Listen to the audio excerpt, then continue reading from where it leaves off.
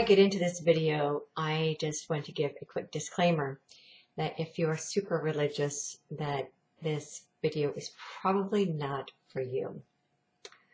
And if you do continue watching, then I just need to forewarn you that you may find yourself being triggered up by some things that I will be saying. So fair warning that this might not be a video for you, and I'm probably not a person that you will want to follow because I am not a super religious person, and I think that humanity is going to be going through its own transcendence process with regard to our religious beliefs. So I'll leave it at that. Hi there. So today I wanted to talk a little bit about the difference between the Great Awakening and spiritual awakening.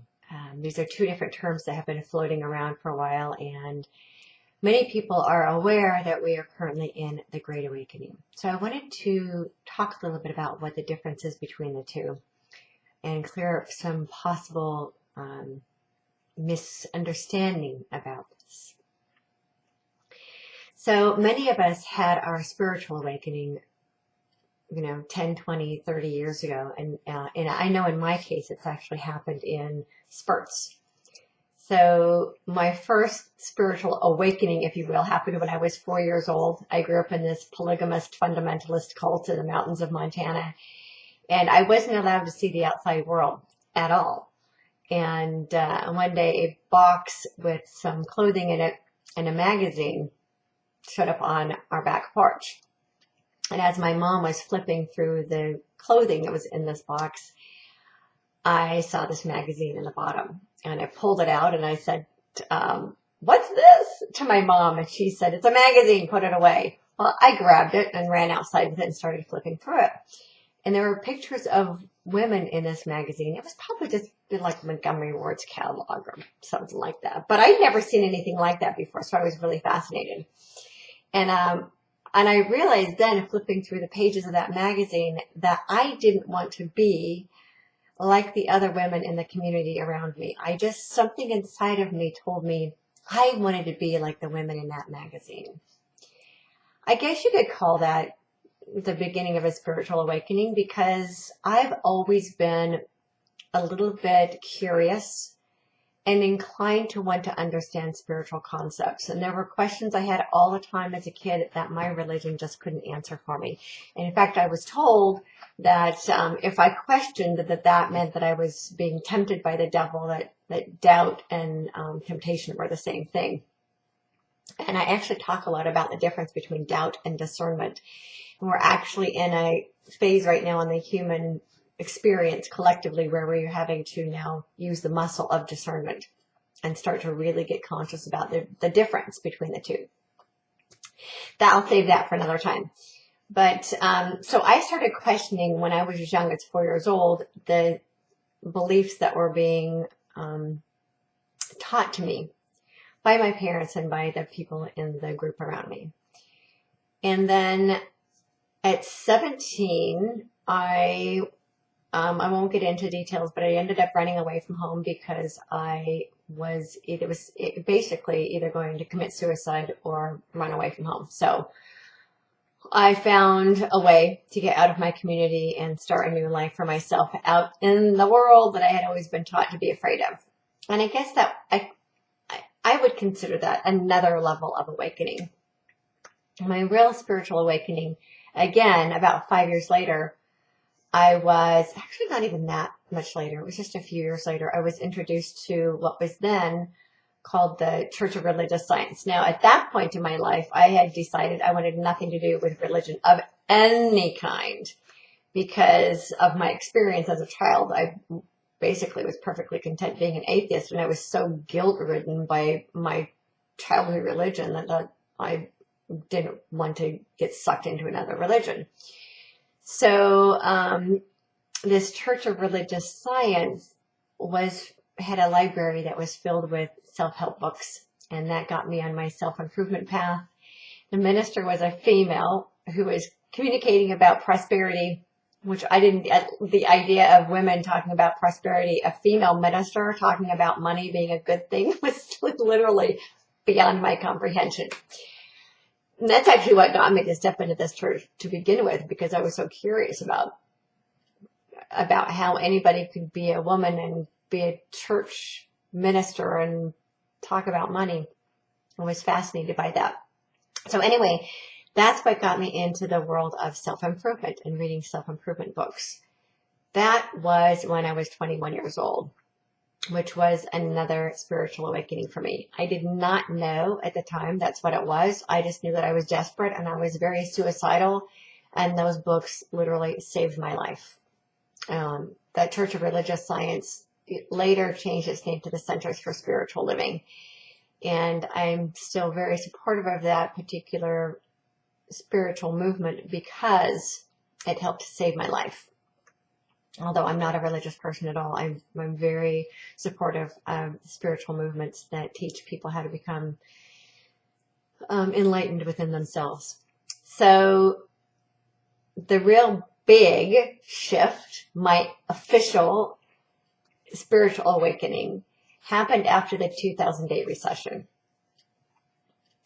And that led me onto a spiritual path that I never in a million years imagined that I would be going on, because it woke up inside of me spiritual gifts I had completely forgotten about since my childhood, and helped me have a much deeper and richer connection to Source, what I prefer, the name I prefer for God, and see all of the corruption that's been happening in the world and the role that I can play to help to mitigate that and create a world that is based in love and peace and freedom.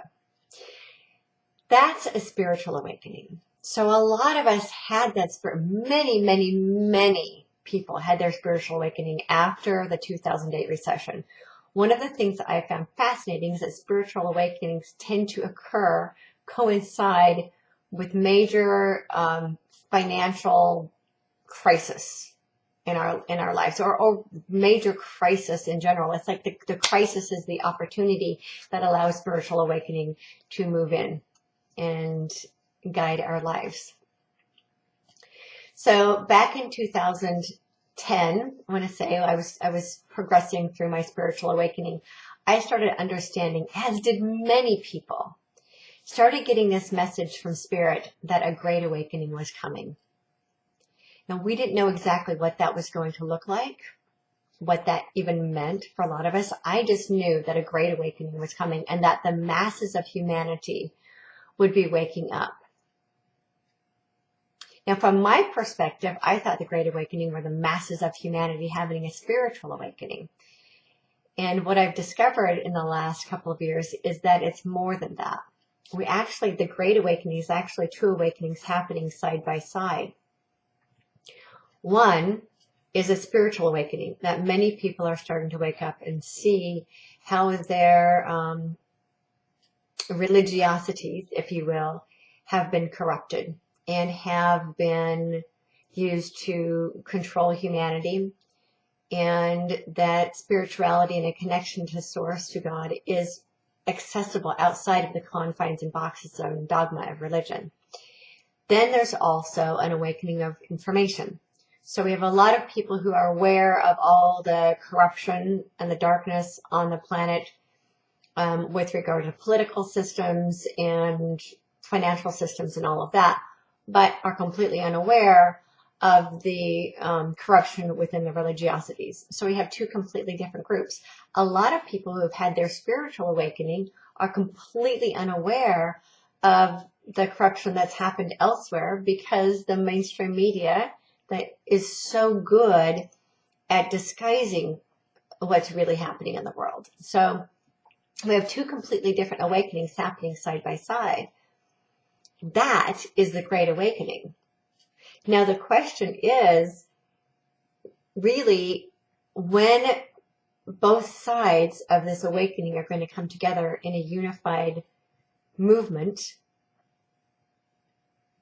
to uplift the entire whole of humanity into the ascension that we're all talking about. The ascension is part of the Great Awakening.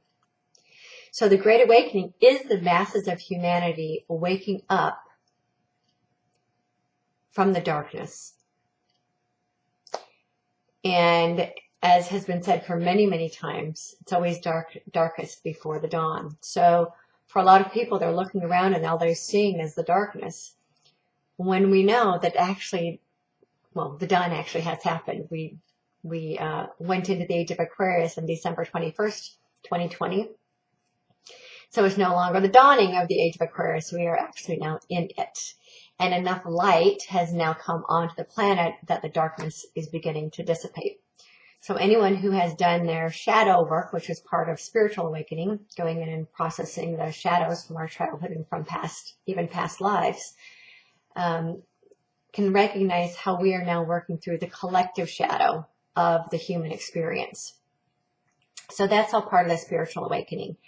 Then the information awakening, I've discovered there are lots and lots of people who are well aware of the darkness on our planet, but have no concept of the deception that lays within their religiosities, within their religious beliefs. This, I think, is going to be the hardest part of the Great Awakening for people to grasp. I know, speaking for myself, when I first realized that I needed to rethink everything I've ever believed, that rethinking my religious beliefs was the hardest part, because our soul's worth is tied to that. Our soul's destiny is tied to that, and it's tied to what we believe our religions have taught us. And I think there's a huge amount of corruption that's in there that is going to really, really be difficult and painful for people to accept and start to process. And so I'm putting out this video to kind of, I don't know, warn people in advance that this is coming, because the corruption exists in all things. And that includes every single one of our religions, that they were infiltrated, they were manipulated and used as a means of control and feeding fear into the hearts of humanity. And I call it fear disguised as love, because it is so difficult to recognize. And for many people, they can see the fear disguised as love within the mainstream media narrative, but they can't see it within their own belief systems. And then some people can see the fear disguised as love within the belief systems, but they don't recognize it within the mainstream narrative. These are two different narratives that humanity is being sold side by side. And the difficult part is being able to recognize and accept how that looks in both of those narratives. So the Great Awakening isn't just about a spiritual awakening, and isn't just about information awakening. It is accepting that the Great Awakening is the masses of humanity waking up to the truth of all of it, and processing the pain story, processing the shadows that exist in all of our human experience, so that we can all move into the light. We're not going to be able to jump to light speed until we have navigated our own shadows. That's for every single one of us. And so a lot of us woke up early, both with information and our spiritual awakenings, to be able to help other people cross that bridge, and to help other people be able to navigate what it means to disbelieve everything they've always believed, because that's going to be really, really painful for, I think, for the masses of humanity to understand and accept and embrace, because disbelieving is painful, or can be, depending on how I guess, committed you are to your personal beliefs. And so I just wanted to put that out there, that with the disclosure that's coming, there's also going to be disclosure in how the dark side has used and manipulated our belief systems, our religiosities as well. And that a spiritual awakening is going to be a big part of the Great Awakening. And that many of us who know ourselves to be light workers woke up 10, 15, 20 years ago so that we could help other people process their beliefs and process this awakening experience, what I call the collective holy shift, because it is going to be a holy shift for a lot of people who are going to be completely blindsided by a lot of the information that's going to be coming forward.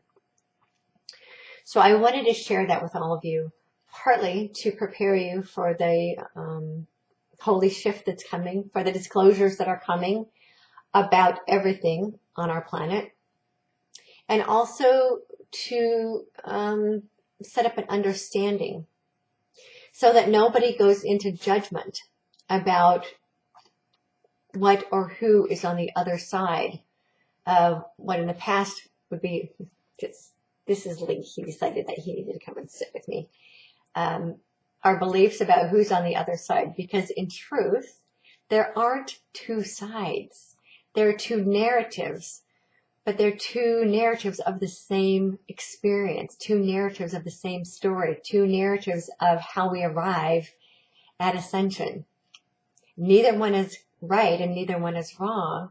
There is no division. It's about coming together in the understanding that once we work together, the side that is spiritually awake but not awake with information, and the side that is informed and awake with the information but not spiritually awake, we actually work together in unity as the whole to help everyone ascend into the new earth that we are all intercreating. There is no room for judgment. There is no room for division. We're all here is one unified humanity with the same goal. We're just approaching it from two different perspectives.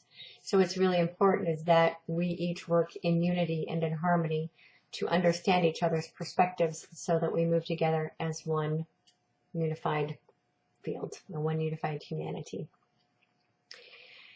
And then the other thing I wanted to share with you really quick, if you're someone who's just beginning your spiritual awakening, you might want to check out my book, Transcending Fear. I wrote that book 10 years ago when I was at the very beginning stages of my own spiritual awakening and processing, understanding that a lot of the beliefs that my parents had raised me with were actually blocking me from my happiness as an adult. And going and working through those beliefs to be able to find one. This was during the 2008 recession, and I had no money. I was basically on the verge of being homeless and losing my house and losing everything, and filing bankruptcy and all of that. I'd lost my business. My husband lost his business, and that was my holy shift, basically. I call it my midlife rebirth because I feel like I was given a second chance at life. Actually, another chance at life because I've had several of those, given the opportunity to rebirth myself. So I wrote this book, Transcending Fear. It was initially just asking my inner voice how to fix my life and how to start making money and how to make the law of attraction work for me. And what it ended up being is kind of a roadmap for myself of how to repair my life, and a roadmap for other people who are going through their own awakening experience. So that might be something for you to check out as well. You can find it on my website at victoriareynolds.com. And while you're there, I've got some other things for you as well. I have something called a Transcendence Process, which is a spiritual counseling program that I put together based on my Transcending Fear book. That if you want to go deeper into navigating your own personal past, that's something that I help you with. It's a combination of spiritual psychology and the gift that I've been given of being able to communicate with people's higher selves and other loved ones within that experience. So if you want to take your counseling a little bit deeper and try to navigate your own story so that you can process your own shadows and move into a more ascended way of moving through life, I offer that service as well. I hope that helps with understanding the difference between the spiritual awakening or a spiritual awakening and the Great Awakening. They aren't separate from each other. They are actually one and the same, just from two different perspectives. And I hope that helps. And until next time, and as always, and I'll add this in there because this is my personal favorite quote, to remember to hold your light so high, others can't help but see their own light. And until next time, and as always, get bold, be fearless, and live free. Mwah.